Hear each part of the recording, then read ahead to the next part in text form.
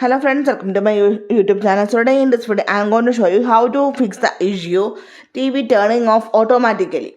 Simply go to settings, tap on all settings. Then here you can see the option general and privacy. Select this one. Select system manager.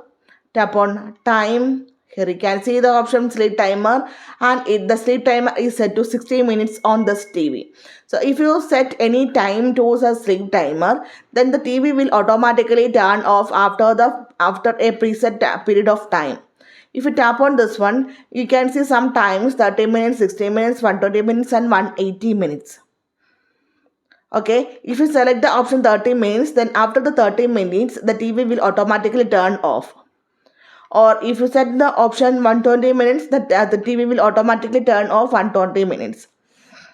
If you're facing such issues, the TV turning off automatically, select the option off. Better to disable the option sleep timer. So hope you guys enjoy this video. Thank you for watching. Thank you. Bye-bye.